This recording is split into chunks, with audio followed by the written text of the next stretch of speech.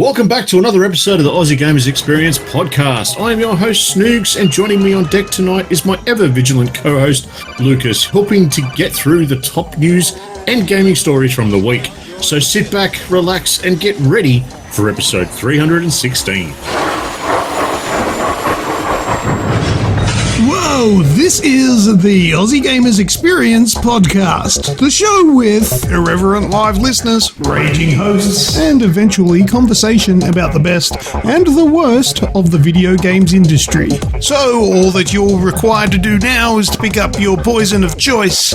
Expect the best, but prepare for the worst, and above all, enjoy the show.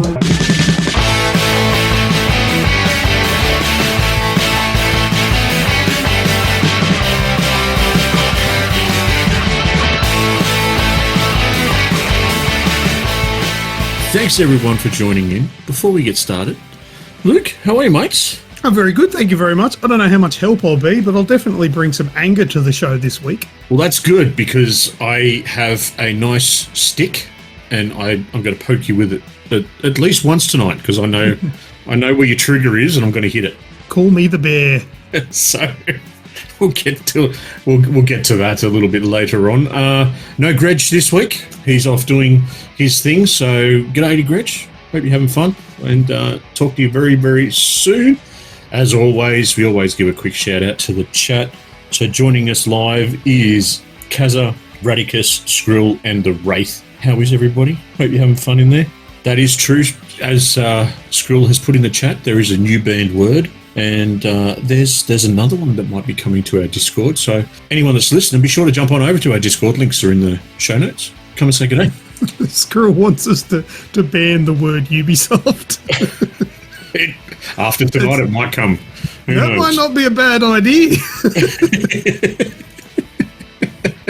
the gaming company that shall not be named.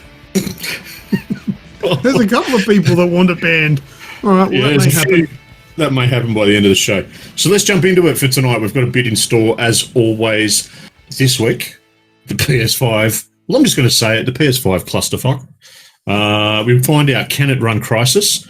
Sam Fisher has finally returned. Xbox pre-sales go live tomorrow, so I'm predicting a slight clusterfuck there as well. Epic and Apple have gone back to the schoolyard, and we've played a couple of games this week, so we might get around to them as well. So let's start it off, shall we? This week in gaming, 2009, Halo 3 ODST.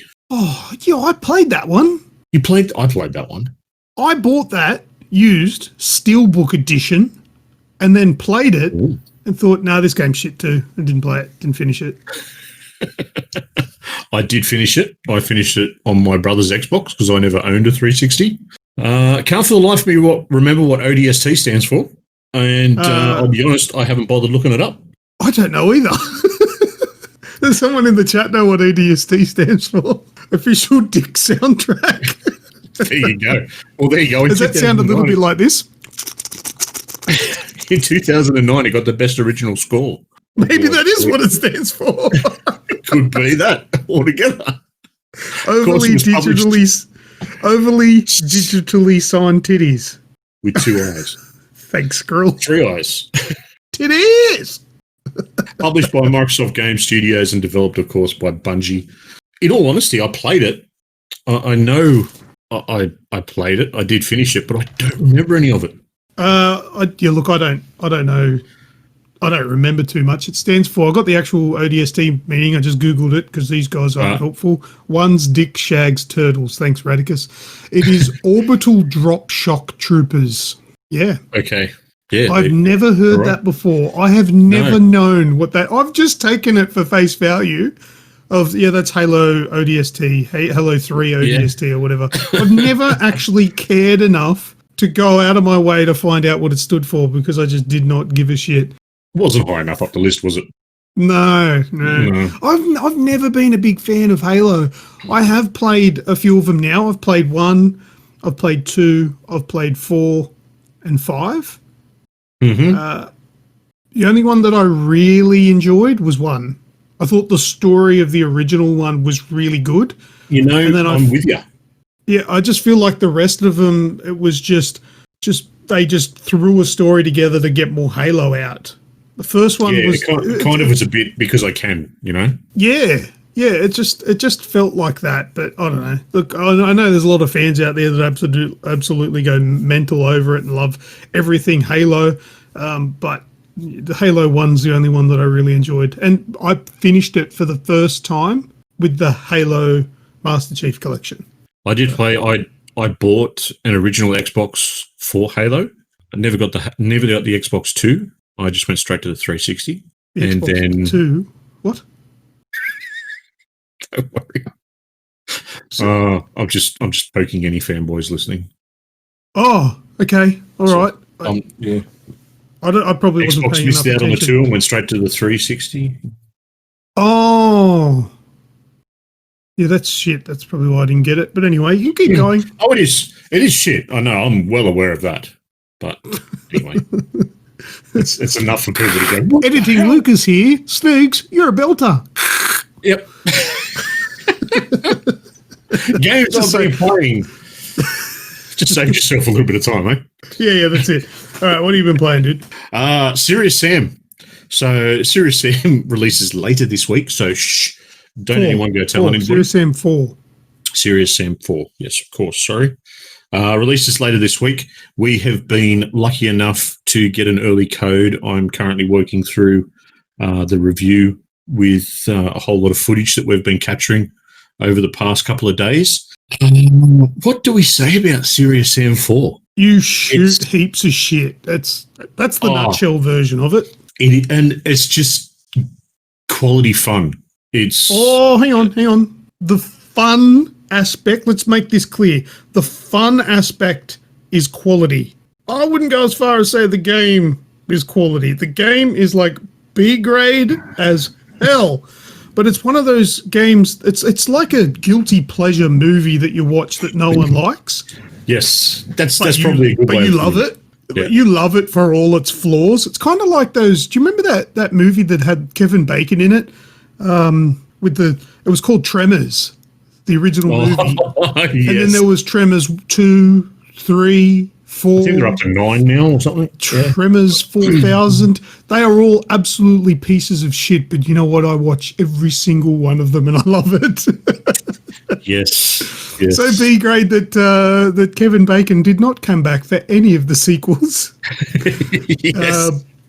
But the crazy old bloke did. Anyway. Yeah, that was I normally remember his name, but yeah, he came back and it's like that. That is Serious Sam. It is cheesy. It is woeful acting. The graphics are so for today's standards. But none of that matters. None of that matters because it's actually fun. And that's more important, I would say, in a video game like this. First person shooter with aliens, exploding things, big guns, and lots of variety. You know what the biggest thing is too about it? With all the bullshit going on in the world, it does not take itself seriously one little bit. Nah. There is stuff that a lot of people are going to hear and think, oh my God, that's inappropriate. And who cares? It's fun to be had for the sake of fun. You know, yes, there's some graphical glitches. Yes, there's some optimization, which would, you know, we're technically still playing a beta release because there's a day one patch for it. And, you know, that I dare say there'll be some optimization and whatnot done in that. But really, when you've got, there was you, myself, and Wraith playing together, so the three of us on the screen, and just hundreds of enemies, you can forgive it for, you know, dropping a little bit here and there.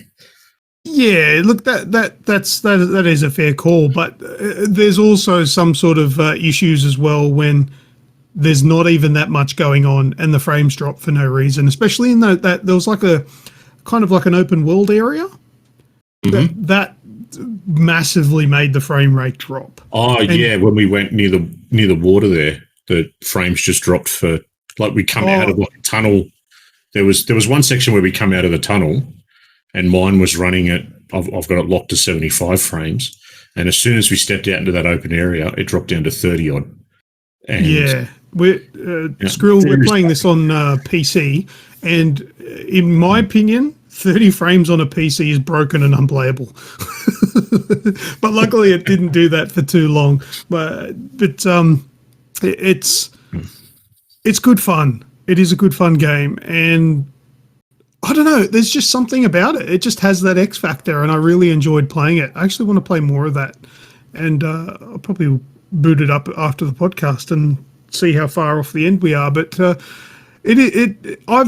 can't really compare it to any of the previous ones. I've never played a Serious Sam game before. Have you? No. No. It does have a very sort of Doom or Duke Nukem type feel. Engine wise. Yeah, other than that, I couldn't tell you. Wraithy's, he's been rather enjoying it, and I think he's played all of them, so it's pretty good. It's Doom for kids. No, it's not. I wouldn't make that claim. I wouldn't go that far. No. Yeah, no. This one is just it feels just like a parody of Duke Nukem, which I feel like Duke Nukem was a parody of Doom.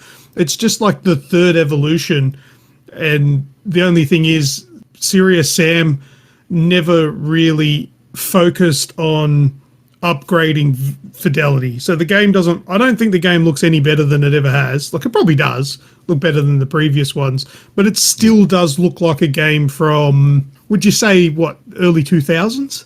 No, I'd probably go harsh? Early. I think that's probably a bit harsh. I'd probably go PS3 era, only because that's what I'm sort of thinking about, that 2006, 2008 sort of era, which is kind of where the last Duke Nukem kind of finished up. I think that's probably fair. It's got similar sort of style to that, and by no means graphically it doesn't leave anything. Like, there's nothing wrong with it graphically. It does look a little bit older, but there's nothing wrong in that, I thought. But mind you, it's part of the charm of the game too. The character models, some of them actually look really good. I think it's really just like the lighting. It doesn't have any fancy lighting in it, and it doesn't. Yeah, I could see that. Because some of those enemies, like, they look pretty sick up close. Like the larger ones, they look really cool. And there was that big floating ship in the sky. The character models actually look pretty good. Shit. Yeah, but look, and story wise, it is just a typical action movie with no real plot. I think we're just trying to save this. It's completely tongue-in-cheek action movie. It's like bad 80s action movie. Oh, yeah. I love it. I absolutely love it. So I love all those. The Oh, God, look at the question Radicus is asking. Can you see that? Can you still got those that run with the bombs? Oh, my God. That's been in it before. That's the worst part of this game, is that there are enemies that run at you. They don't have heads for some reason, but they carry and they carry bombs, but like typical cartoon-looking bombs that are circular with a little top at the top of it with a fuse. They run with their arms out, kind of like they're on the crucifix, and they've got no head, so I don't know how they're screaming, but they run at you and they're just like, ah! And you think, I need to kill this guy, not because he's carrying two bombs and he's going to explode and kill me, but I need to kill this guy as soon as I can, because that screaming noise is so incessantly arrogant. I hate it. And then there's 10, 15, 20 of them running. Every single one of them has their own soundbite running at the same time, and it's just overwhelmingly crazy, and just like, you got to take them out first, because otherwise your head's going to explode. Just to add to that, there's a certain vehicle that you get into in one of the levels, and it's called the Potemobile. Now, if you've seen our website and seen Twitter or anything like that, I've shared the video for the release of the Potemobile, so you know what I'm talking about. For those that don't, I'm not going to spoil it. Go and have a look. When you're in the Potemobile, you'd think you'd block out all that sound, but no, they're just as loud inside that as well. That's what I don't get. But you're like, oh, Jesus, where is it? Looking around for the bastard, trying to stop it. But the acting and the story and whatnot, do you remember sort of Steven Seagal when he was pumping out movies? Like, yeah. Every other month you hear about a new Steven Seagal movie. Yep. And, as terrible as it sounds, a lot of those are my guilty pleasure. I do enjoy them for some reason, but it kind of has that sort of feel to me. Yeah. Yeah. And it's funny, those kind of movies are like, they spend all their money on the main actor, and then all of the sort of supporting roles are all just like people from Macca's or something like that have no idea how to act. But unfortunately, I think Serious Sam actually staffed the entire voice acting crew with those McDonald's employees. But it is part of the charm, though. So I like it. I think it's good. So keep an eye out for our review when it goes live. Mate, on to the next one. The other game that sort of, you and I and others have played this week has been Among Us. Yes. Now, I do need to, seeing as though Kazakyle in here, I need to make an apology. You know, this is going to be a half-assed apology because it is pretty piss weak. But going back probably a couple of months now, Kazakyle actually recommended this game to us in Discord. And I think I brushed him off like, no, I'm not playing that. That looks shit. Oh, yeah, I kind of poo-pooed it and went, yeah, that looks crap. Sounds exactly the same as Unfortunate Spacemen, which is free and all that sort of stuff. And, you know, I kind of just wrote off his suggestion. And then all of a sudden it gets real popular, and my daughter comes and bugs me for like 3 days straight going, can we get this game?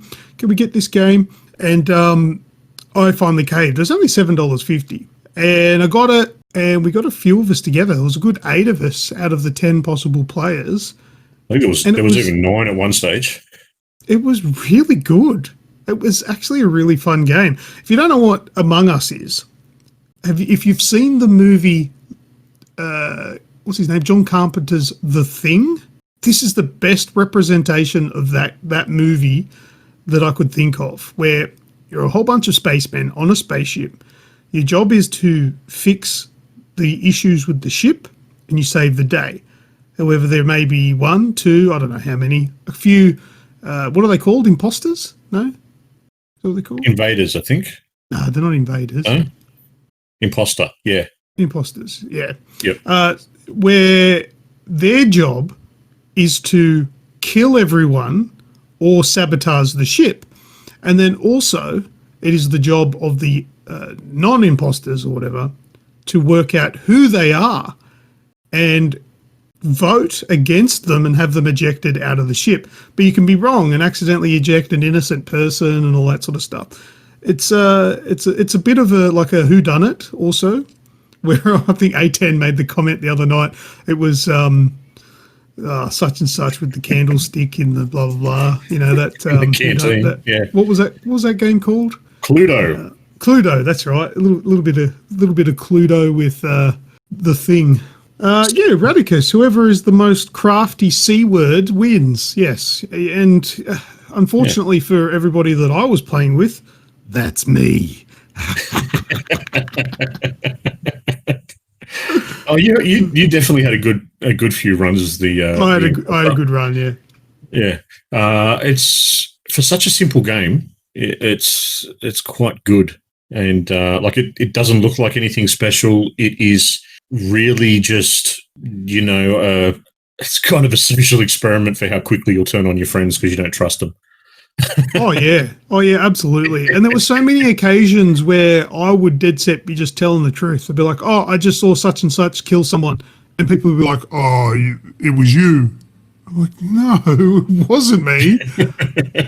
I found the body. I saw Snoogs kill that person." And then you've got to try and convince them that no, I'm not lying. I'm not like throwing shade. I actually did see this, and it can be a little bit frustrating when you're telling the truth and nobody believes you, because the game is all about lying and deceit, and I actually felt a little bit like horrible when we finished playing that. I was like, I've just been so dishonest for the last couple of hours that I feel a little bit sick. But, I must admit, I had more trouble being dishonest in that than I did in like Friday the 13th and those sorts of games. I just kind of grew into that role really quickly. But well, I find that Friday the 13th is more just being sneaky, where this one is just flat out lying. Yeah. Yep. And it's fantastic. It's good fun. It's definitely a good mechanic, and something I dare say that quite a few of us will jump in and play a few more times. Well, it's called Among Us. It's $7.50 currently on Steam, but you can get it free to play on your phone, on smartphones. However, I haven't tried it on the phone. My daughter has, and she said that it plays ads. So there's you get interrupted. I don't know how often the ads pop up or if you can pay for the ads to get rid of them, but it is on phone. And my daughter tells me, so I don't know, I haven't fact-checked this. However, she tells me that it is cross-play with PC. I don't know how that works. I don't know how you would actually invite. Oh, it's just a code, isn't it? Yeah, it's just a code to use. Yeah, so you don't need to send a friend invite. So that's probably accurate. She's probably right there. All you got to do is punch in that code and you join the match. So Kazakyle is confirming it is cross-play. So there you go. That's pretty impressive. If you don't have the money or don't have a PC, you can play with your friends on a phone. You just might have to put up with ads if you can't pay to get rid of them. I'd imagine there probably is a premium thing where you could pay X amount of dollars and get rid of the ads. Just don't try to buy any in-game products if there is any. There you go. Squirrels, it's $5. Oh, yeah, there you go. That's fine. There you go. Yeah, that's pretty good. On phone for no ads, I think he says. Okay. Don't know if that's accurate. He's just guessing. All right. Next game on the list is Minecraft with RTX turned on. So I went and got the Minecraft beta and played it for 3 whole days, or 3 days. I left it on before going back to my standard. I just started it. Come on. Sorry. Minecraft lights look good. Mate, it looks phenomenal. I only played the NVIDIA worlds that they've created, and just sort of jumped in, had a bit of a tool around, looked at a few things.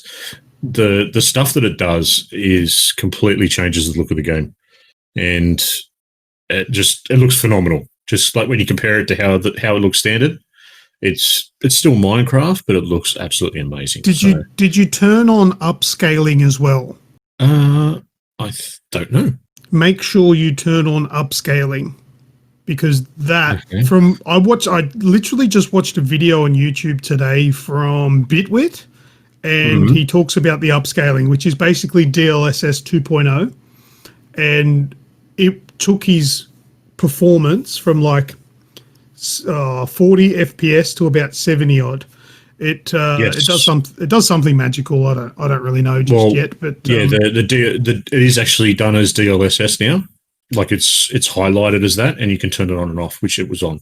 So mine was running at 75 frames, didn't skip a beat, just was nice and smooth. Even when one of the worlds that you get on, it does a benchmark sort of thing where it literally takes you jump into a cart and it goes on this cart ride and just goes through all these parts of the worlds.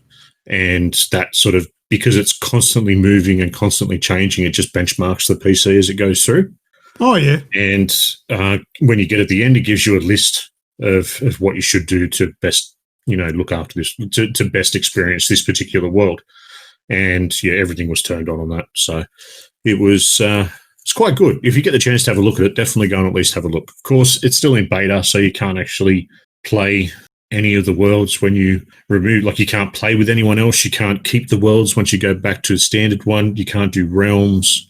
It's very restrictive at the moment, but it does completely change how the game looks. So at least give it a look. Yeah, unfortunately, I haven't been able to work out how to get ray tracing to work on my 1080 Ti. I think you've got to put a mouse in there to spin it up a bit quicker. Yeah, that might be the case. I'll give that a try next. Just a little bit. Is Skrill baiting us here for a joke? Is that what this is? What sound does Minecraft Steve make when he gets hurt? No. Or is he literally asking that? No, he go on, Skrill. No, it is bait, because I know the answer. What's the answer? What's the answer is oof. Oh, fuck. Skrill, you were one of the ones that were against it. dear. You tried to get me to say it? No, because I wouldn't have said that. I think he was trying to get someone to get, someone has to be muted. I've got to be muted for the next 5 minutes. Oh, no. All right. Well, we were talking about a second banned word being this oofed thing, right? You know what? I'm thinking about it being a banned word in text only, because that's where I feel like the stupidity comes. But not only is it stupid to use something like that, I suppose it's just onomatopoeia though, isn't it? But I just feel it can't be just used as a word like, oh man, this guy, he headbutted the wall over there. And then your response is, oofed. It's so dumb. So dumb. It's just, you're just showing the world that your vocabulary is built off social media. That's what that is. Yeah, you tell him, old man Luke. Yes. How old do I sound? And while you're at it, get off his lawn. Like when people say LOL instead of actually laughing. That's another fair call. Oh, dear. My God. Well, mate, take us through your time with Marvel Avengers. Right. Well, I bought Marvel Avengers last week and I have finished it. I actually finished it today. And I've got a few opinions on Marvel Avengers. Something that I wanted to say early on is when I played the beta, you get the intro sort of action sequence. And I was of the impression that the rest of the game wasn't going to be anything like that. Because a lot of games will do that. And there is one game. What are the chances of me remembering what it's called? Nier Automata. If anybody has played that. There is an introduction sequence to that game that is fantastic. Really good fun to play.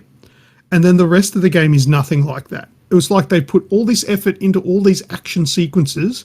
And then, I know it's a popular game, Nier Automata, and people love it. But for me, I feel like I was cheated and lied to. This massive action sequence at the start and then slow, boring bullshit for the rest of the game. I thought that was what was going to happen here with Marvel's Avengers. There was this massive big opening sequence that was really cool. And I thought, the rest of the game's not going to be like that. It's just going to be, mashing buttons and killing enemies. And it'd be boring, not as exciting as the intro.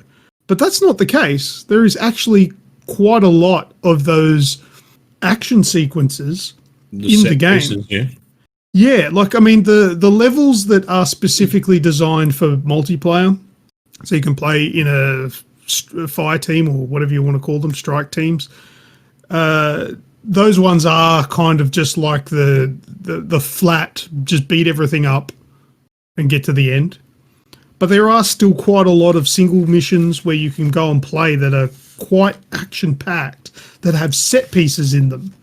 Kind of like Uncharted. Now, I'm not comparing them. I'm just using it as an example. But I was impressed by that it wasn't just a lazy, let's put all our time and effort into the first bit and get everyone hooked and then just, cruise for the rest of the game. It wasn't like that. That was actually really good. But then again, that sort of leads me into another issue that I had, is that if you're playing it through the first time, the campaign, not every mission can be played multiplayer.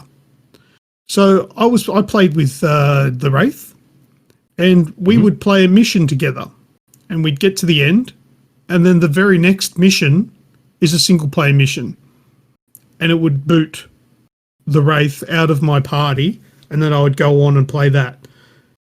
And who knows when the next multiplayer one is actually going to come available. So you can't actually co-op this campaign, start to finish. It'll boot your mate when it wants to do a single player, and then you can invite them back in when you've got another multiplayer level, and then it'll boot them again when it's story related. And it's actually a really bad experience to try and play in co-op first time through the campaign. I'd actually recommend that you don't even bother, because it's that bad. Just play it on your own. It's not a very long campaign. I probably played it's probably about 10 hours. Okay. It's not bad. That's I mean, It's not the shortest campaign that's ever been around. I actually appreciate it. Didn't overstay its welcome at all. It's about a 10-hour campaign. There is a lot of other things that you can do, side missions and all that sort of stuff. But it's fairly short if you just go for campaign, like story mission to story mission. But it's actually quite a good one. What's another thing? Another sort of downfall that was there is that sometimes there's a thing called the war table, which is how you select your next mission. It's not clear sometimes which one is the next mission to do, because there's a whole bunch of missions that are on the war table. And some of them are like side missions, some of them are training missions, some of them are main missions. And sometimes it took me a little bit to work out which was which, and that was a little bit frustrating. But other than that, overall, pretty good experience. I haven't really gotten much into the end game yet, the grind. But now that I've finished all that, I can actually play whatever I want in co-op and go from there. But that's where I'm at the moment. So is it like a, what do they call it? A continuing service model, like a Destiny or the Division or, something like that? Is that how its sort of end game is played out? Yes, it is very much like Destiny is what the gameplay is like after endgame. Going to be long-term game as a service where, you can pay for microtransactions, like get skins and stuff, or you can earn them. Obviously, it's a massive grind to unlock them with in-game currency, and you can just unlock it for money. The prices are probably cheaper than what I would have expected, but it's still overpriced for something that I feel like the game should just you should just unlock these as a and not, you've got to spend like, I don't know how much it is, but let's just say 50,000 credits in game, and I'm like, oh, what can I buy? Oh, nothing, because I don't have that much.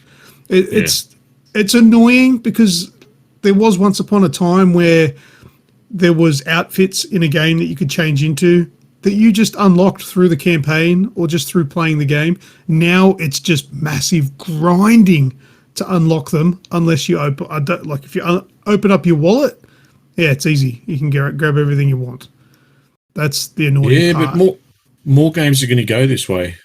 It's more games are going to get to that point where it's, like the Skull and Bones is a good example of it. We were all expecting this great single-player driven story that was going to revolve around pirates and whatnot, but they have completely rewritten the game to be a, game as a service now.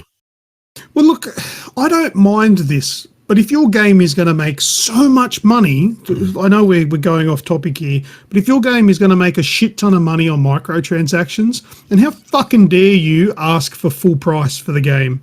If you're going to make me buy the content that should be in it, make the game half the friggin' price. And they did that with one game. It was a race, a motorbike game. I can't remember what it was, but it was one of those MXV bloody whatever.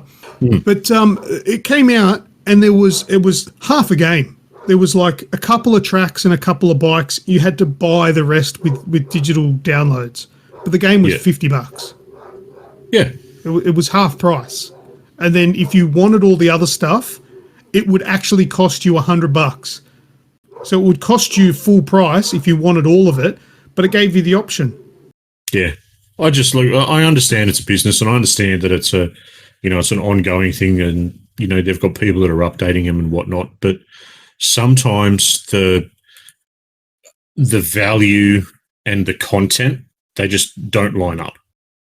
And Destiny's one of those ones where the value that the value that you have to pay for the content doesn't line up really to what you're getting. It's very skewed. And like I even went out, and because I was enjoying Destiny so much, I went and bought the season pass. And going through the season pass, you had to buy it with silver that you bought, with real world money. And then you go and have a look at the pass, and you don't actually earn that silver back like you do in, say, a Call of Duty pass, where you can, if you play it enough, you can actually unlock enough credits to go forward to the next one. Yeah. See, that's something I actually really respect is with battle passes. A lot of battle passes, you actually earn the money to buy the next one. But anyway, we're off topic. Well, not really, because when we go battle passes, the first battle pass I ever bought was the Fortnite battle pass, and I earned enough to play 7 seasons on the one battle pass, which I thought was pretty cool. I played Fortnite this week again I think it was on the 18th, released the update to turn RTX and DLSS 2.0, is it? Correct me if I'm wrong. You could actually be turned on in-game. And I don't know exactly how much better it makes things. It makes things look a little bit cooler. There's reflections on the ground. There's reflections in windows. There's dirt. The water looks the water's actually relatively clear, and you can see movement in the water. Shadows look realistic. There's, the shadows or the shadow lines look realistic. Overall, because of the style of the game, it doesn't actually add a whole lot to it. And this is another game where if you turn the DLSS off, so when you first go over and you have to activate the RTX or the ray tracing, it doesn't turn everything on automatically. You've got to go back and adjust things, and you can adjust, the depth of field, the shadows, and the real world lighting. And it doesn't do that automatically, so you've got to play with it a little bit. And then the DLSS doesn't turn on by itself. You've got to turn that on yourself. So when I had it off before I realized exactly what it was, I was, it was pretty much running at a solid 45. It'd go from 45 up to just over 50 and sort of around that sort of area in their frames. So it breaks the game. Well, yeah, it's not at a point where you notice it a great lot. You probably would. When the DLS was on, it was just ramped back up to 75. So it's a little bit of playing around with. It doesn't add a whole lot to Fortnite because of the style, like I was saying, of the animation that's in the game, and because it's very cartoony, as you know. But hey, it looks kind of cool, and it's something new, something extra to play with. Very good. I think that's it, mate. Yeah, I think so. I think we've covered it. Sounds like a plan. So let's jump into what's that shout? What's that sound, shall we? I've thrown you off your segue game. Oh, it's just the mind just farted. That's where you could have said, "Oh, yeah, that sounds all good." But speaking of sounds, let's go into what's that sound. I could have, but it's just gone. But you didn't. That's all right. Doesn't matter. No. I ruined your first one, and then you ruined the other one on your own, so I don't feel so bad. All right, so let's do What's That Sound? Last week we had a What's That Sound, which was pretty much immediately... Who guessed it, or would you call it a guess if they knew what it was? Was it... I think everyone got it. Well, yeah, but I just accused everyone of copying the first person like I always do. I think it was Raytheon Radicus. Yeah, or maybe Martikins as well. I don't know. All of them. Maybe. Give it to all of them. But it was this sound.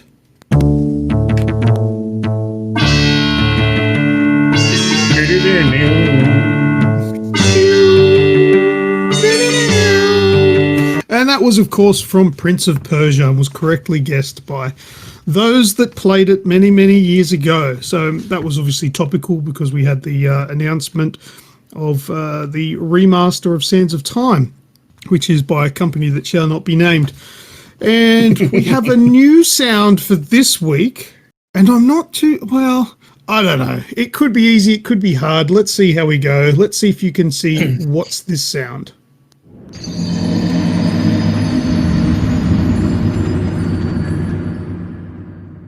Snoogs, I don't expect you to get that one. I'm not expected to get any of them. Maybe I should eventually get one that you've actually played.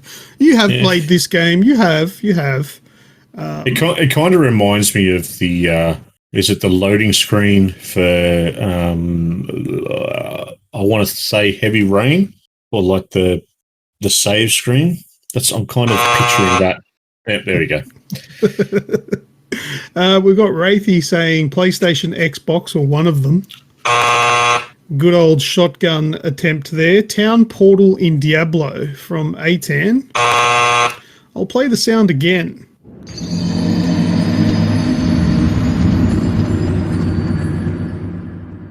And Kazakol says ambient sound. Well, it could be ambient.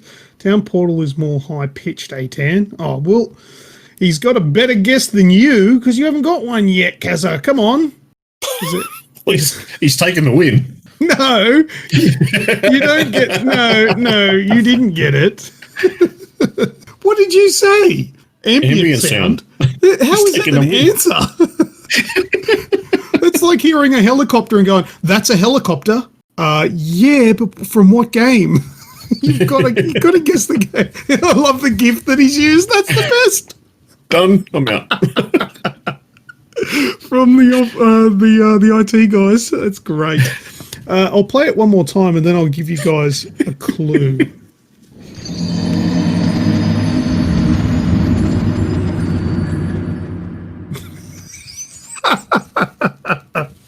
Oh, sorry, I'm just laughing at the next gift there.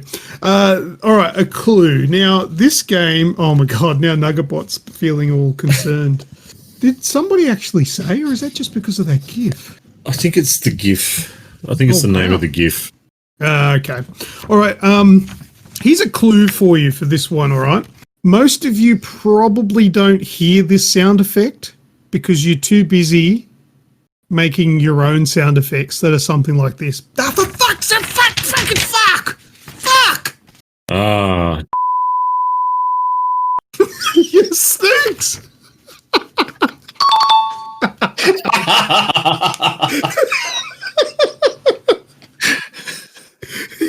Yes.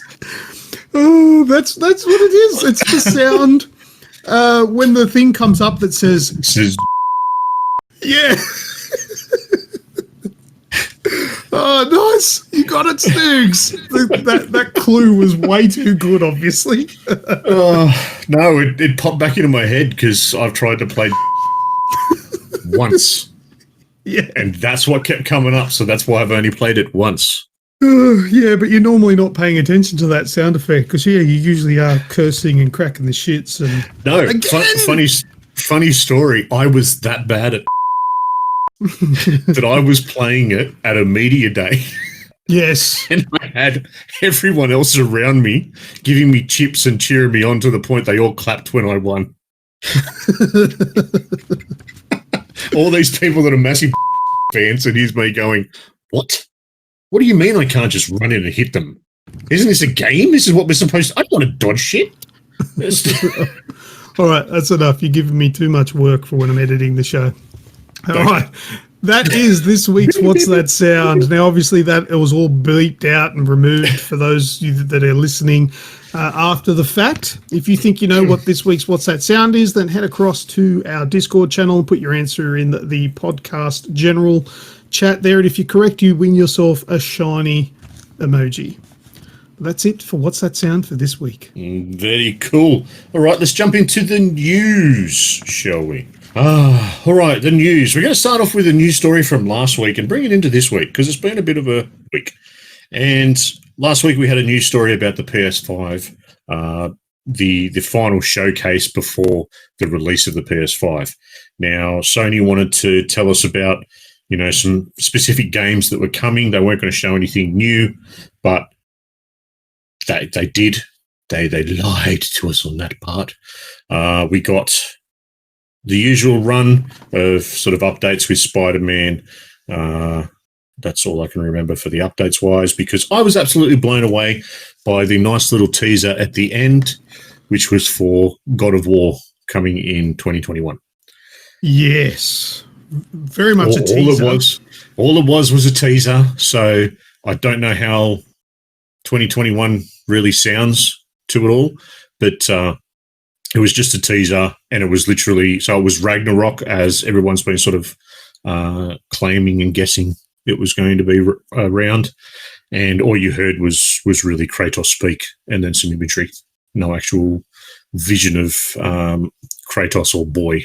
Yeah, and look, that is, well, I would probably say I would be confident to say that that is going to be a PlayStation 5 exclusive. So if that is the case, then whatever the release date is for Ragnarok, that's the date that I'll be getting a PlayStation 5. That sounds like a good idea. Maybe it'll have some God of War imagery on the side of the thing. Oh, yeah, maybe they'll have a special edition one for that, and I'll get that thing. Or maybe it'll just be like my Destiny 2 special edition one that just had a Destiny 2 box around a standard PlayStation. And it was just white. Yeah. Yeah. Yeah, I hope not. But I actually said to the Wraith, I said to him before the show, I said the only thing that will make me want to buy a PlayStation 5 is if they announce a new God of War. And being realistic, I know Naughty Dog aren't going to announce anything yet. It's way too soon. Yep. So I knew that wasn't going to happen, but it'd have to be a new God of War game, and they did. It's like they heard me and went, oh, we'll get your money one way or another. If only Ubisoft is here. One other thing for the PlayStation is they're rejigging some of the PlayStation Plus for the PS5 with the PlayStation Plus collection. So a lot of people have been out there saying, oh, that's the best Sony can do to come up against Game Pass. Sony has come out and actually informed everyone that this is not similar to Xbox Game Pass. This is just a stepping stone in regards to people that are coming to the PS5, who've never played these games before. It is a good thing to start getting into these, PlayStation exclusives. Yeah, I think it's basically just for November's PS Plus, they're giving us 18 games. Pretty much. That's kind of how it sounds. So part of the games or the list of games I've got here, apparently there's going to be some more announced before it goes live. But we've got Batman Arkham Knight, which I absolutely love. Battlefield 1, Bloodborne, Days Gone, Detroit Become Human, Fallout 4, Final Fantasy 15, which is a decent Final Fantasy game. God of War, which I can't talk highly enough about. Infamous Second Son. Not the best Infamous game, but still, I think it was the only one on the 4, wasn't it? Infamous? Apart from the little shoot-off neon thing. Oh, yeah, then there was that first light. Yeah, that's the one. Monster Hunter World, which is a big release on there. Mortal Kombat X, Persona 5, which is another, it's very niche but very big. Ratchet & Clank, Resident Evil 7, Biohazard, Last Guardian, Last of Us Remastered, Uncharted 4, and Until Dawn. So there's apparently some variances between certain markets, so we don't know the exact stuff that's coming for Australia. But that was also announced in the showcase. But we'll find out more on that as it becomes live. The big thing was that the showcase finished a little bit before 7:00 on Thursday last week, right? Yeah, morning. Yep.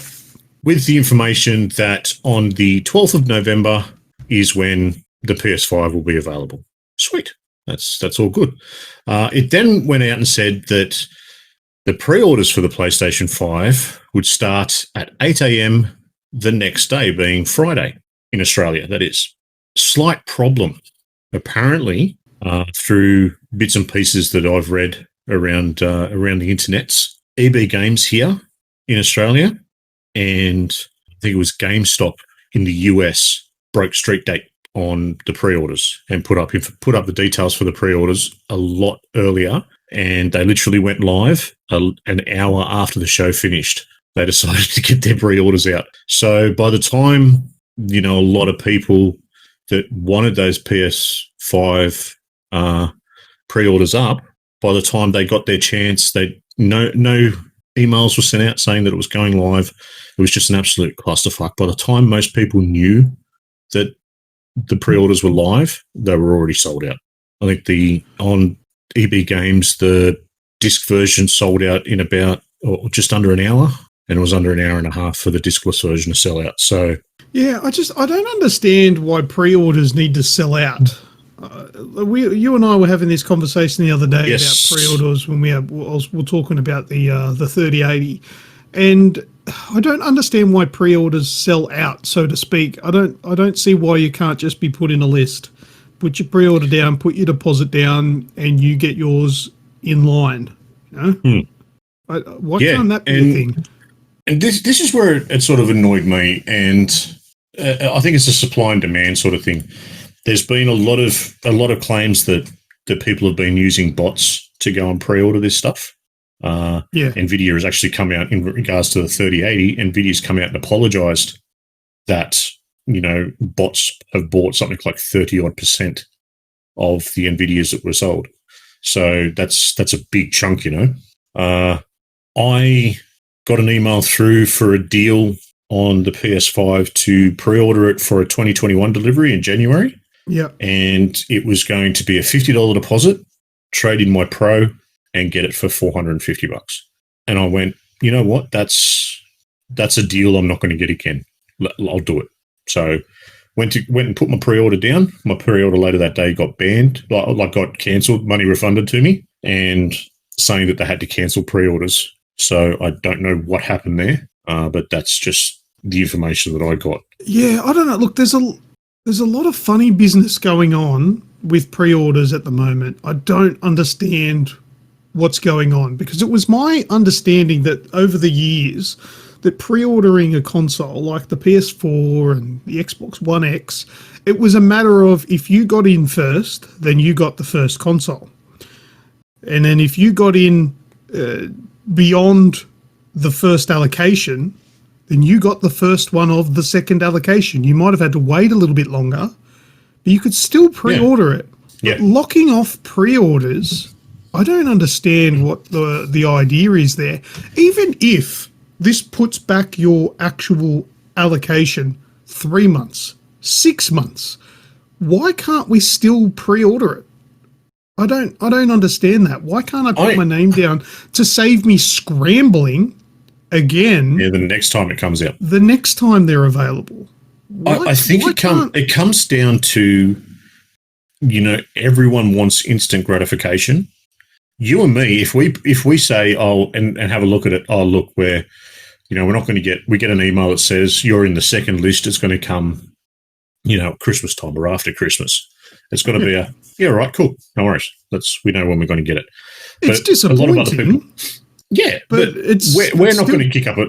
We're not going to kick up that much of a stink because we know it's coming. We understand the process and what needs to happen. A lot of people that are getting told that they've got to wait for that second delivery are getting the shits and complaining to the retailers, complaining to Sony, and complaining all around because people have gone and bought this, and then there's all these new accounts popping up on eBay trying to sell them. And there's one that I saw this afternoon that has a heap of bids on it, and it's up over $2,500. Yeah, it's just trolling bids. No one's going to pay that. I know, but then there's another one that's on there for $2,700 at a starting price. No one's bid on it yet. It's just shit like that people. I think there's something going on in the background with, someone like Sony who has gone after people for something, simple as, or not even simple, but they've gone after people on YouTube for releasing certain information and whatnot. I think that the retailers and the manufacturers are going to start going after people blatantly gouging stuff on eBay because they're effectively scalping it. If you put something on eBay at the price that you paid for it and people are willing to pay more, then that's on them.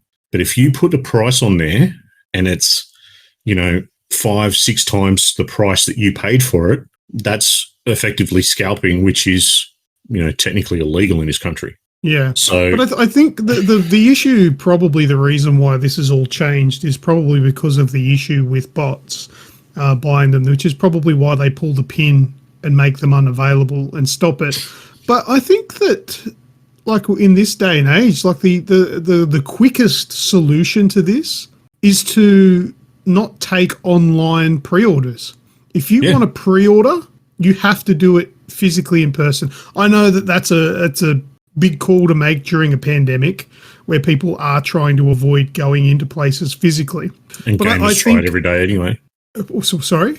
gamers try to avoid going into public and seeing people. Oh, yeah, just any normal day, you're right. But I think that would probably be the only way to avoid this sort of bot bullshit is make people physically walk into a store, follow all the social distancing rules, make people wear a mask. I'm surprised that masks aren't mandatory in New South Wales just for the safety aspect of it. But have you noticed, not to go on too much of a tangent, a lot of people are optioning to do it, even though it's not a law here, which I actually really like. But I think that would be the only way to get rid of this in the short term until they can think of an implementation to fix online pre-orders so it can't be sort of botted, so to speak. I don't know. I can't really think of a solution. Unless, I don't know. Who knows? Like tomorrow, the Xbox Series X and S goes live in regards to pre-orders. Now, yeah. Oh, Kazakal just put something up in the chat that I actually just thought of. I was thinking of it, and then I looked at the chat and saw he wrote the exact same thing I was thinking of. It's use your driver's license. Make somebody put in a license number. A lot of people will probably claim, it's a breach of privacy, I don't want to do that or whatever. But I think that's probably another fair idea. For you to put an online pre-order, put your driver's license number in there and link it to Service New South Wales, and it'll have to be verified as a real license number. Otherwise, you can't pre-order. So that means you can only pre-order one per person, and bots will have no chance. There's got to be a way to fix it. I'm sure there is. And I'm really surprised. Wraith, the IP address, no good because of things like VPNs. It won't work. But there were also a lot of people saying, like the officials coming out saying, we didn't anticipate this much popularity with the NVIDIA cards and things like that. How did you not anticipate this? I anticipated this. I knew this was going to happen. When you release a graphics card that is twice as powerful as the last one and half the price, I'll tell you now, that's a no-brainer.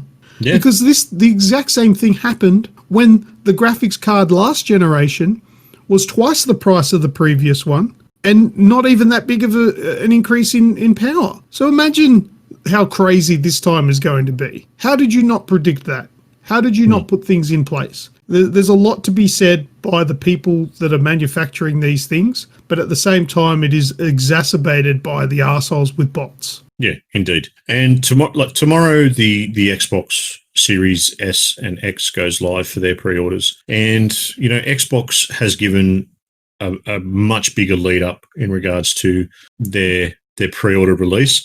They've given everyone a list, which we've shared on our website, for where to go, what time it goes live. It goes live at 8 a.m. tomorrow morning, which is Tuesday morning. By the time this goes out live, it'll be done. We'll have known the outcome. But this is another one that I foresee not being a cluster to the same level as the PlayStation one, but it's going to sell out quick. You're going to have the same issues. You've got the Series S, which is, an extremely cheap version of a next-gen console, and a lot of people are going to be running for that. So that will sell out very quickly. And the Series X, it's another beast that a lot of people are looking forward to. So it's going to have the same sort of impact as the PS5. And being that we're in Australia, I wouldn't be surprised if the X sells out before the S, just because it's got a disk drive, and our internet still pretty much sucks for most of us, except for you, Luke, because you've got good internet. Which a lot of people can actually have. It's just that I'm dumb enough to pay the amount that they ask for it. Yes, I am not paying that amount, so that's all right. We'll know more once that goes live, but, it's an exciting time. I wasn't planning on getting jumping on board before Christmas just because, this close to Christmas and whatnot. It's about the kids. I've had my big spend for this year, and I'll wait for the next shipment. Wait till we get a deal, hey? Well, that's what I'm doing. And it's not for the money. It's for the principle of the thing. And this is what I've explained before, where I'm sick to death of being an early adopter and getting nothing for it. Where a year or two down the track, and it does take probably a couple of years before this sort of comes into effect, where the deals start to come out, where you get like 3 games included, or the price drops, things like that. Yeah. These are the people that they're not even massive fans because they waited for 2-3 years before they upgraded. They're not even hardcore. Well, it's probably not fair saying that, but I would say that the people that are jumping on it first thing are just the super eager. But I would feel that they're the ones that should get 2 or 3 free games. You know, and Sony are obviously doing a good thing by giving off a shit ton of PS Plus games for the first month, and Microsoft have got Game Pass and things like that, which is really good value these days. But I just feel like the early adopters they get the short end of the stick. You know, they don't get the value that somebody who walks in 2-3 years later ends up getting, and they also have the choice of like an awesome special edition console too, which I've never been able to have because I've always bought day one. That's not happening this time. Yeah. I'm waiting for a deal. Yeah. I'm waiting for a spiffy-looking console, and I'll get waiting for one. Something. Hell, I think I'd be, at this stage, I think I would have been happy with a second controller or a headset or the camera. Just things like that would be something simple. Although, did you hear about the camera? No, well, the new camera. That's what I mean. Like there's a free adapter for the old camera, but you've got to have a PlayStation 5 to do it, and there's no guarantee on how long that'll be going on for. That you'll actually get one. Yeah. By the time you actually get your PS5, the promotion will probably be done. Yeah, exactly. So it's just more expense on top of expense, and it's just I'm with you. Early adopters kind of get shafted, unfortunately. And at the same time, I nearly platinumed Resogun, and I platinumed another game. I can't remember the name of it now. Stick It to the Man. It's not a platinum, but I got 100% of the trophies on that. Do you know why? Because there was nothing to play on the PS4 day one. There was nothing. That was the first console, the first PS Plus games, weren't they? Yeah, that's exactly right. And there was no backwards compatibility back then, so I was literally stuck with those games. That's all I had because there was nothing out. I think the only one that I was interested in, which I think I did get on launch, was what's that shooter? That first-person shooter. Killzone something. And, once I was done with that was the end of that thing. And that was it. So, once again, that's another thing that's a downfall with buying it first go, is there's nothing. All the games that you're going to be able to play on the PS5 and the Xbox, the majority of them are going to be last generation games. Mm-hmm. So, for me, I don't feel like buying day one is worth anything at the moment. So I'm happy to wait. Buying day one for mutton dressed as lamb, eh? Yeah. Once it becomes a viable choice, then I'll jump on board. Until then, I have my PC, and although still salty about the whole situation with the 3080, I'll have that eventually. Well, speaking of the 3080, when are you getting yours? 2 to 4 weeks, apparently. I'll leave that alone. Can it run Crysis? Well, probably not. But anyway, yes, we've got some news here. We'll go on to that one. Can it run Crysis? For those that don't know, the original Crysis game was released 13 years ago, and it was a first-person shooter game that at the time had visuals that were crushing, even to the best video card that was on the market at the time. But born of this glory was the saying of, yeah, but can it run Crysis? And that became a meme over the years, and that was sort of like the go-to saying if someone was like, yeah, I've got this new PC, but can it run Crysis? And it was kind of like the benchmark. If you could run Crysis, then you had a good PC. That was the thing. But over the years, hardware and, progression of technology came along, increased power. It slowly became, everyone just said, yeah, quite easily, actually. That was the answer. Because it's not that hard to run these days.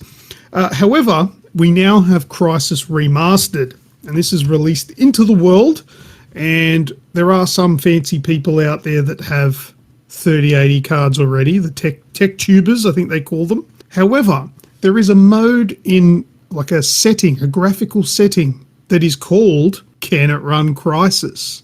And the best thing they could have ever done, I think. Well, yeah, I think that was fantastic. I mean, it's tongue-in-cheek, and it's also the developers being very aware of what they are making. And the actual answer to that question today is no. It can't run Crysis. No. Not on Can It Run Crysis mode. So there've been a few videos released by tech tubers we're running 4K on Can It Run Crisis mode. There is no card out today that can run it at least 30 frames steady. So these videos are out where they're running it at the top settings, Can It Run Crisis mode, and they are struggling to hold 30 frames. So this is a game for the years. So in the next couple of years, maybe we might be able to have the power to run it, but at the moment, no. So those guys over, I can't even remember the name of the studio. What are they called? I don't even know. Keep going on. Let's just call them Crisis Development Team, have made another monster. So that's available now. Yeah, that sounds right. Crytek, that's them. Thanks, Wraithy. As I was saying, you will be able to run it properly and play it with some reasonable settings. It's just not the top tier, ridiculously over the top. Well, apparently, a thing I was reading, if you drop it to 1080, which because you've got 4K monitors, I've got 1080 monitors, and if you drop it down to 1440p now. Oh, there you go. On 1080, it apparently will just even on will it run crisis mode? It'll just absolutely flog it. The 3080 will. I don't know how my 2070 would, but the 3080 absolutely belts it. But still, it's still only getting, around the 100 frames mark, and it's not a stable. There's still fluctuations in it. Yeah, so it's a very demanding game. Yeah, and the fact that these guys went and did that again. Well, that's it. I feel like that they really needed to uphold that sort of that name that they made for themselves 13 years ago, and I feel like they've achieved that, and I think that's quite impressive. So that's cool. Well, the original Crisis was set in 2020, so it kind of feels fitting. Okay, nice. Yeah, I enjoy the fact that they've gone a little bit crazy with it. It's good. Yeah, agreed. Yeah, that's that. All right. Beautiful. Epic Games and Apple are still having their little tiff in the schoolyard. Yeah. So I've got two stories in this whole little thing to bring up because it's big news. There's talk about, Epic being investigated in the US because of their ties to Tencent, all this other crap going along in the background. But Epic has announced that it is shutting down Fortnite, the Save the World section of it, on the Mac because nobody plays it. I'm kidding. Right. It's just because it's on a Mac because of the dispute with Apple. So, right. But I think you're pretty much right, though. I couldn't help myself. So that's just the Save the World section of it. So the Save the World is something where you had to buy a Founders Pack.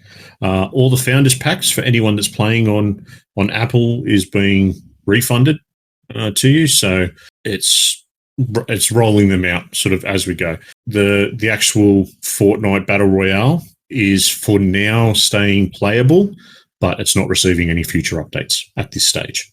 I didn't realise it was playable on a Mac to start with. Oh, look, it's playable on everything else. Who games on a Mac?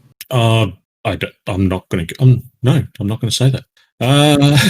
We've also Epic says that Apple has cherry-picked info about Fortnite's popularity in new filing. So this is actually a quote from Apple. For reasons having nothing to do with Epic's claim against Apple, Fortnite's popularity is on the wane.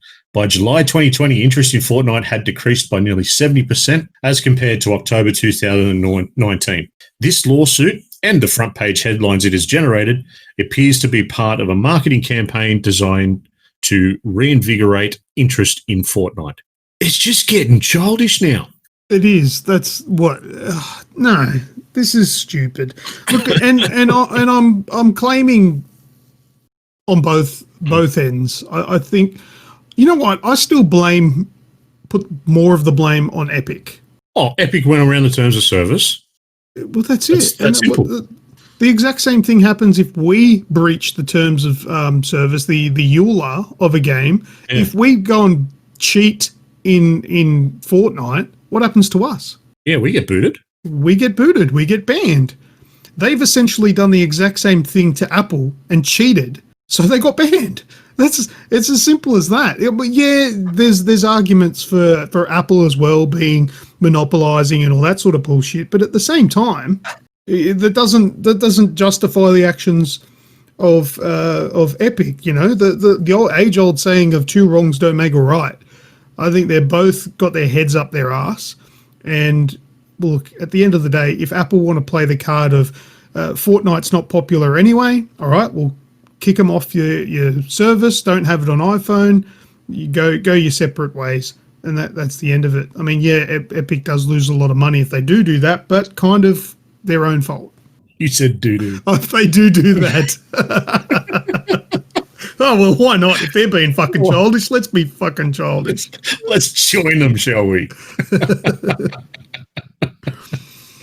All right. So, yeah, that's a little bit like Epic has hit back with their own little jab over the period of time that Apple cherry-picked from its Google search volume comparison.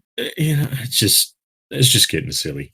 Yeah. But just to add to that, though, I mean, Apple aren't really having the last laugh, because I was just playing Fortnite on my mobile phone last night.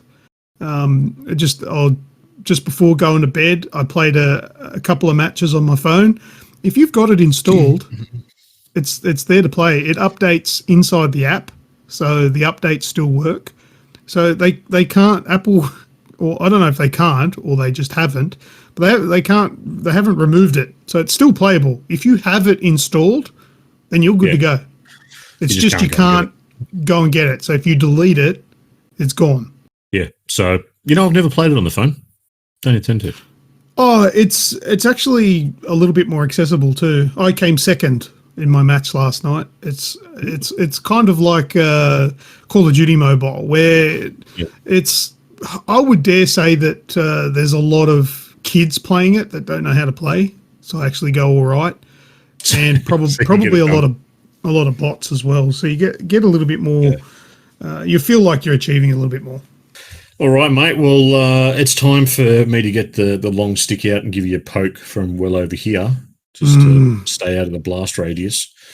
I put a little thing up in the PC chat a couple of days ago, and it wasn't. Look, I will be honest that I put this on Discord solely as a bait, and it was a bait that was very quickly, hey Luke, there's a new Splinter Cell announced.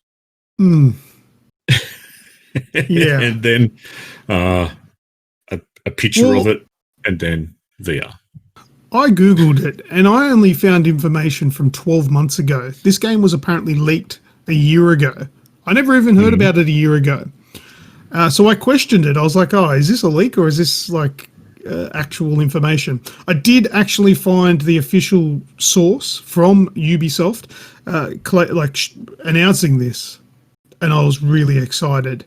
But that excitement slowly turned into rage and anger, to put quite simply.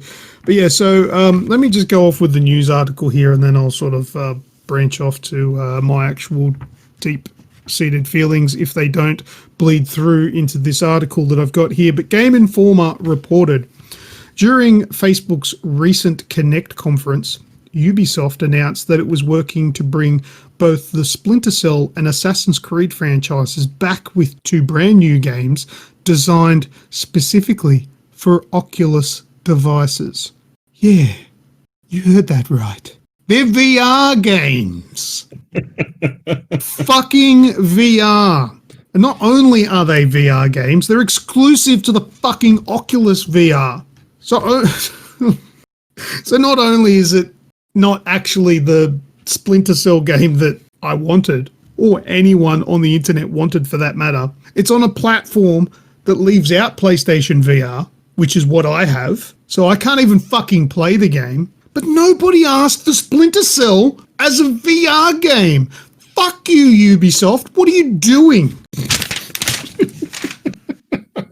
I may have ad-libbed a little bit on that article. A Game Informer didn't report all that. That was half me. So, I'm with you. Apparently, someone's got to get you a Snickers. Yeah, I don't think a Snickers is going to help here. It's not going to do it. Oh, going to need a Valium. I've said it before. I don't understand why. Like, Where did this come from? Who was asking for it? What Nobody. part of Ubisoft's market research was asking for a VR remaster? If you go onto the Splinter Cell subreddit, you'll see it's constantly people are saying, where's our new Splinter Cell game? I don't actually recall ever anybody going, you know what would be cool? If they made it for VR, that'd be sick. Look, VR's great. I like VR games. But VR games still are a bit of a niche. They're a bit of a gimmick. When they work right, they're good. But it's not a replacement for a conventional video game. And that's what pisses me off, is that finally they announce a new Splinter Cell game and I can't be excited over it. Because I can't even play it. If it was on PlayStation VR, I would at least get it and give it a go. But it's not even on that. It's only on Oculus. So not even if you've got a Vive or something like that. No good. Sorry. Isn't Oculus the most expensive and hardest to run? No, not necessarily. Really? No, with current day PCs, like mid-range PCs will run VR fine. Your PC will smash VR, no problem. And I wouldn't say that they're the most expensive anymore, because you can get one. I've been talking to A10 about the Oculus something. Oh, what's it called? There's like a mobile version of the Oculus. I can't remember what it's called. It'll pop up, I'm sure. Someone will put it in the chat there. Quest. Thank you, Wraith. The Oculus Quest 2. And I think it's about $400 and something Australian, which isn't too ridiculous. But it's a mobile, it's a battery powered thing that you wear on your head. So there's no wires, which is really cool. But you can actually plug it in using USB-C to your PC to play PC game, which is pretty cool. That means that there's only one wire. That's it. None of this, because of the PlayStation VR has got, 2,000? Too many. Way too many. And they're all these thick-ass wires that don't sit nicely, so you can't... They're very thick and heavy. I run out of room real quick when I try and plug the thing in. Yeah, but with this Quest 2, is that it has sensors in the headset that track the controllers. So you don't need a camera. So there's none of that. The sensors in the headset do that. And it is battery powered, so you can play... The battery lasts for about 2 hours or something like that. So you can play little games sort of in the lounge room with no wires. So you can fully spin around and not get tangled and all that sort of business. It's actually really good. And I'm actually contemplating getting one eventually. Now, I've spent a lot of money on my PC, so it'll be... I don't think I'll justify it for a while. But that's not the point here. The point is we are locked to Oculus. Why is this an Oculus exclusive? Nah, they paid for it. Why is it VR and why is it Oculus exclusive? It's only a remake, isn't it? No, I think it's a new experience. I don't think it's one of the old games made into VR. I think it's a new VR game. It's probably going to be a timed exclusive, but that doesn't make it any better, I think. I think two very bad ideas, probably funded maybe by Oculus, I don't know, but I just think it's two strikes there. And the third strike is the fact that it took them this long to even come up with something that is actually a Splinter Cell game and not just Sam Fisher thrown into something else. That's 3 strikes. From now on, Ubisoft is a banned word. Banned. Well, that's it, mate. That's it. There's nothing else left in the news. Yep. So let's jump into some last words. We'll start wrapping up the show for the night. A shout out to our live listeners, of course. A10 was there. Demonic has jumped in as well. Kaza, Radica, Skrill, and the Wraith. So thanks a lot for hanging around, guys. And Thank good you, to see you all as for always. Listening to my crazy rants. A couple of little rants there. Any other last words, mate? Because I always forget to ask you at the start of the show. Except for your one you sent me, which was what, coitus? Coitus? Was this week? Is that what you wrote this week? It was cloaca. Cloaca. There you go. I got the right. Without Googling, if someone can tell me what a cloaca is in the chat, I'll give you a virtual high five. Quick shout out to a good friend of mine. I think his name is Thomas Theodore. Do you know him? No. Commonly known as Tommy Ted.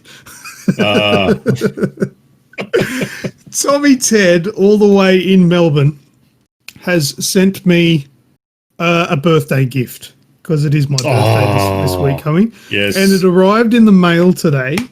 And I just want to give him a shout out to say thank you very much because it was extremely kind. But also, there's a little bit of meaning behind this gift. It's not just something where he's gone, oh, I'll buy that for him because he's a Batman fan. He actually bought me, it's a 2-disc set, Batman and Robin, the complete 1949 movie serial collection. Wow.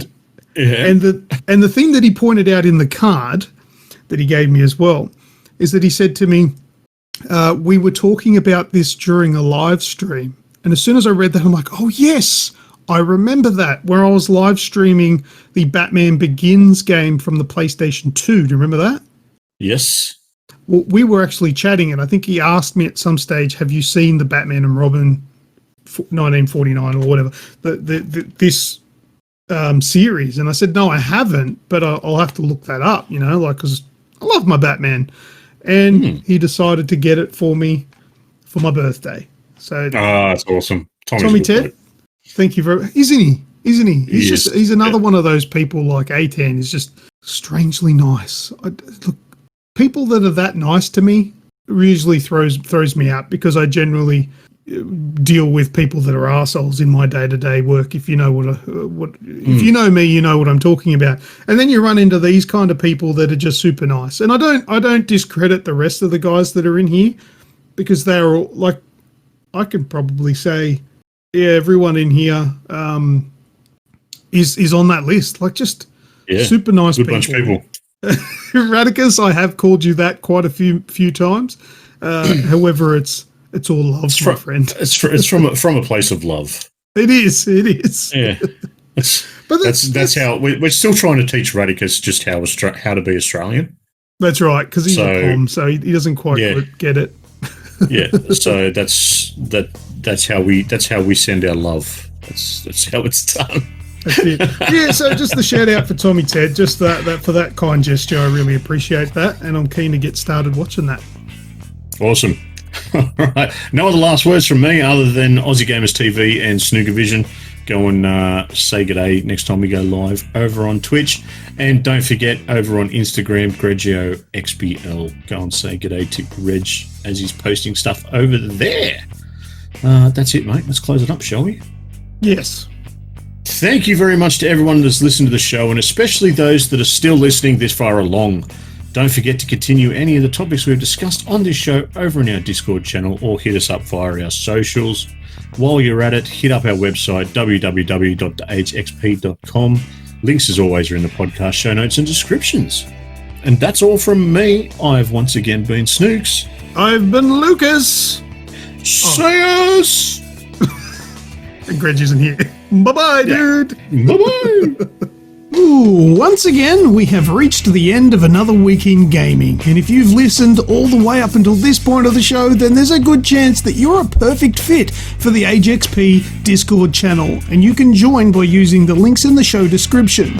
Once you've joined, you will find yourself within a community of amazing people who are all interested in one thing, and that's gaming.